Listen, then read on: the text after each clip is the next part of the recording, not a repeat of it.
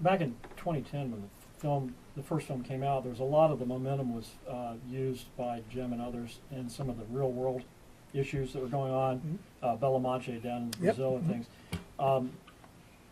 Is that going to continue? I mean, is there still going to be a big effort on the part of you guys as the filmmakers to try to bring the story and the nourishment and the power of the film into helping to influence real world issues that are I think it is our goal that the films themselves do that, and that post the release of the last sequel, we have an opportunity to do that as well. I think that we will do a disservice to that type of message if we are out in the forefront, and talking about that during the production or during the release of the films, because again, it goes back to that inconvenient truth, analogy.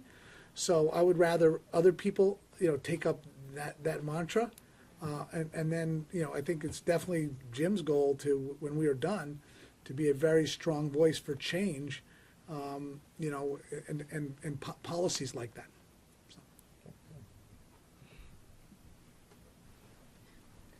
What was your reaction when it came to your attention that there was such interest in the Na'vi language? My reaction was great, and I told the story yesterday. I might have told it to you guys before, but when we first met with Paul so many years ago now, I was so naive. I thought here we were bringing in somebody to create a language for us, and we'd give him the script, and a couple days later he'd come back with some gibberish of the lines that we needed in the script, and met with Paul, and spoke to Paul a couple days later and said, "So Paul, how long do you think it'll take you?" And he goes, 6 months. I said, 6 months? 6 months to just translate these lines? He goes, no. 6 months to figure out the structure of the language. Then we can start talking about words and all these other things. So I think, to me, it's very exciting that when I hear the idea that people who don't speak a common language communicate in Na'vi with each other. Yes. That's exciting. When I hear someone sends me online a Christmas song in Na'vi, I get excited, but I think it's amazing, and I think it speaks to the language might be on the forefront of the believability that Pandora really exists.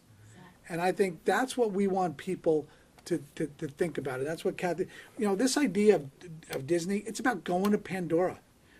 We want people, in our minds, it exists.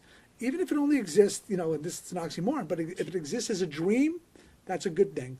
And the language gives us that foundation with which to dream. So will the signs in the theme park be bilingual? Well, I'm just trying to think about what we could. Paul has been working with us on the names of different elements in the park, including the restaurant, including some other food and beverage opportunities, Paul's been involved in that. You will not see an abundance of English signage in the park. yes. And back to that whole issue of, is there a written language for Na'vi? It would be difficult, except for the human population, to have a bilingual sign. So to give you a sense of how immersed Disney is, they spend a lot of time thinking about questions like, would you have a sign with the Na'vi for something written on it, given that Na'vi is not a written language?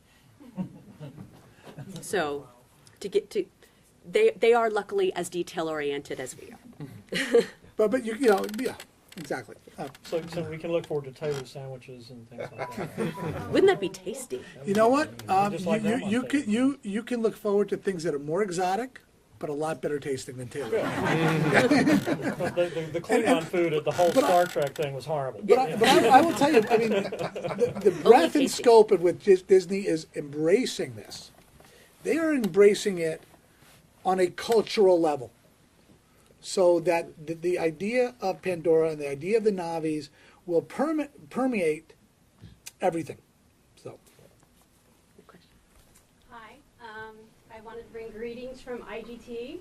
Aww. I work at IGT, and the games are doing really well. the Avatar games, so Great. we're very happy about that. My question was, why wasn't there a lot of merchandising done during the first film? Well, We just trying to find merchandise like Avatar merchandise. It wasn't around. I'll tell you why. Just a basic concept. I mean, basically, if you look at the principles of shopping habits, we're a movie that was releasing at Christmas. Christmas sales occur in November, in October. True. The word Avatar meant nothing to anybody then. So to have something that was out there, so we purposefully did not want to inundate the shelves with everything before people really got a sense of what the movie and everything was. And now as we look forward, we don't want, again, the abundance of items out there. We want the right items. We want the right items that again, and the right partnerships that speak to the ethos of the brand. Because it was really hard to try and find any kind of Avatar merchandise when the film first came out. But that's really why, because if we would need to have been on the shelves in October Exactly. to do that, and people would have gone, oh, that's a blue person with a tail? What is that? Well, just got some movies, like before them, sometimes they. But I'll give you an example of where I think they really went awry in doing that. And first of all, it's usually on known IPs. And where they went way, way, way over the top was Speed Racer. There was so much merchandising. Yeah. I felt like they focused on the merchandising, not on the movie. It's like, don't take the cart before the horse there, people. Right. Okay, I was just curious about that. Thank you.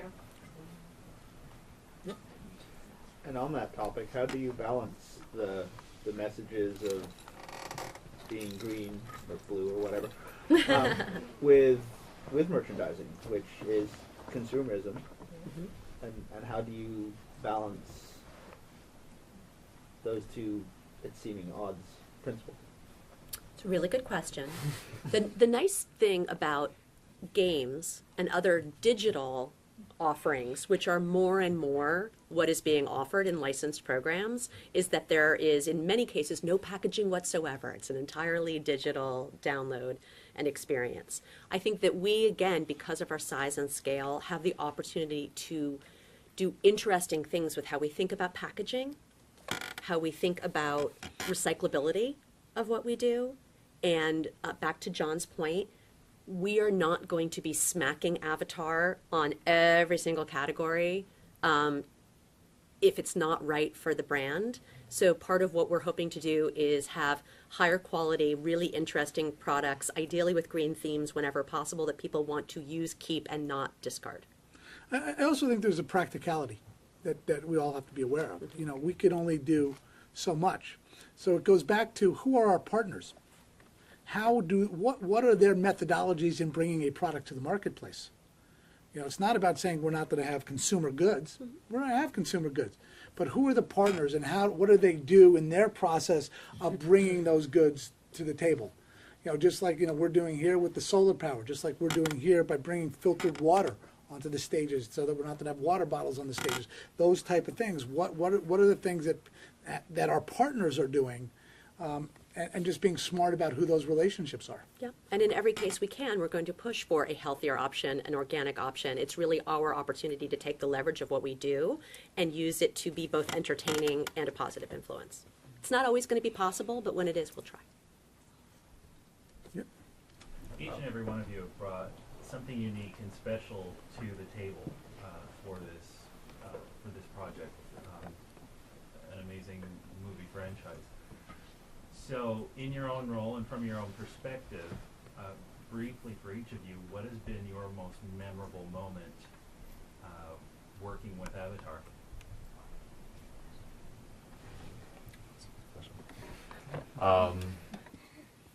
I think there's been several, because it was over the course of several years, so I think there were several, wow moments.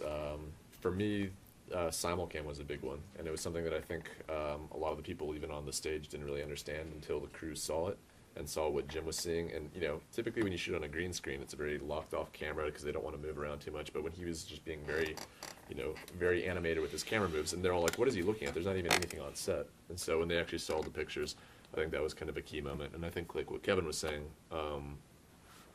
we all were kind of curious as to what the look of the film was going to be. And when we first saw those images come back from Weta, I think that was kind of the wow moment that this is like, okay, we're actually really doing this and we're really kind of creating something here.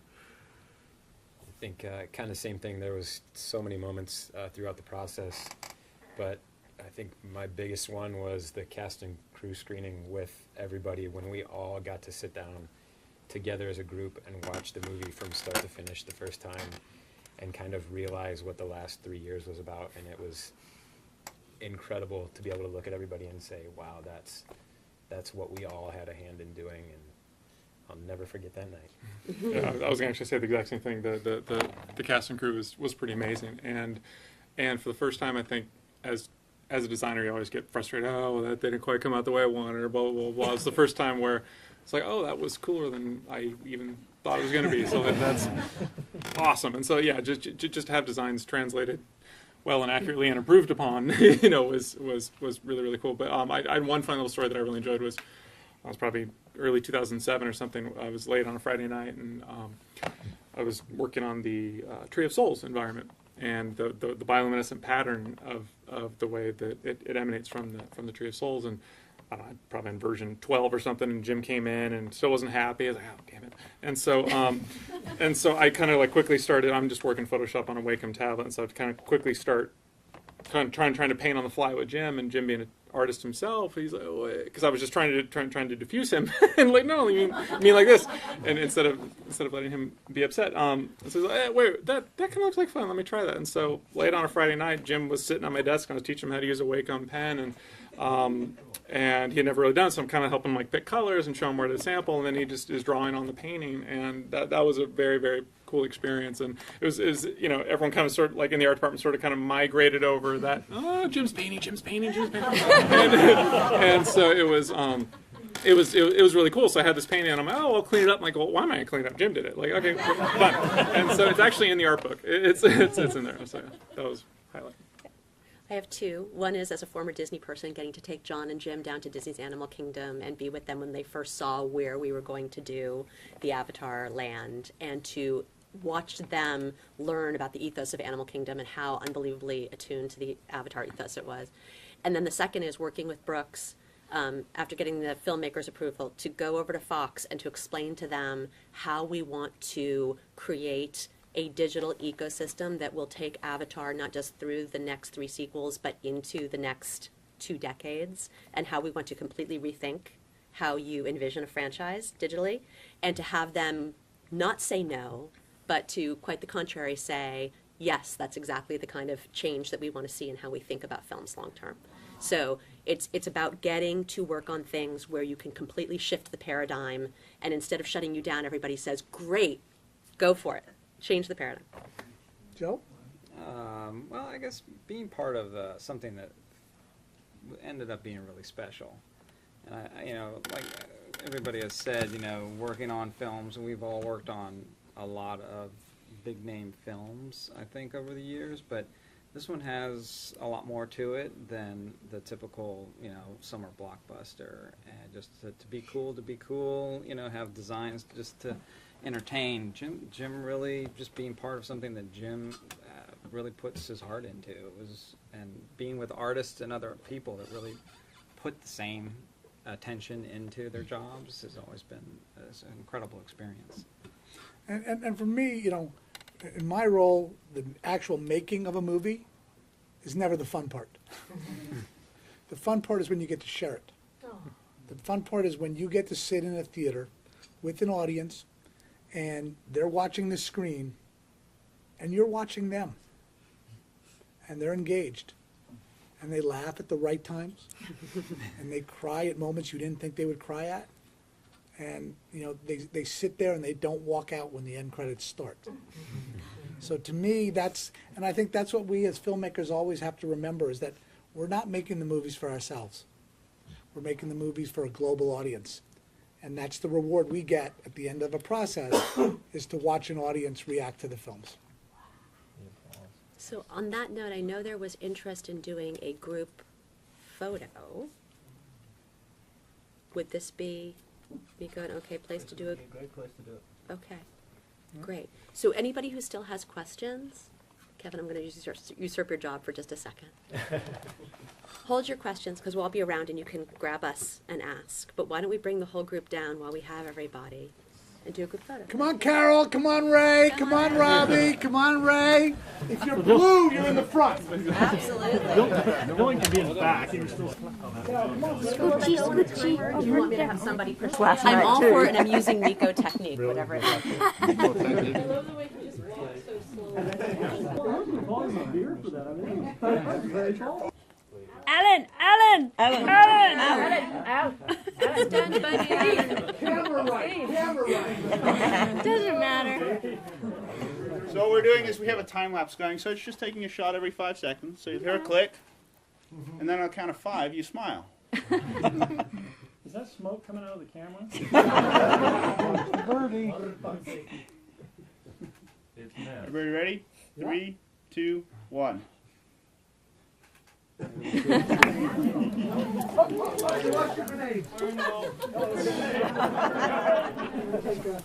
Another little break, and if people were up for it, everybody can come back into this room and we will screen the film for you. You want to screen the extended version? The extended.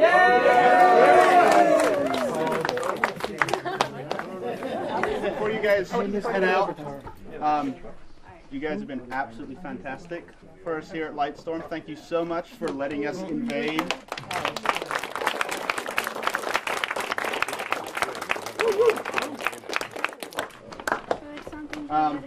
Alan has done a little project here. Oh my gosh. Where we know there's a lot of films still to go. Oh, wow. So this is just a little something to remind you guys Fabulous. how much we appreciate what you do for us, not only today, but for the last 5 years.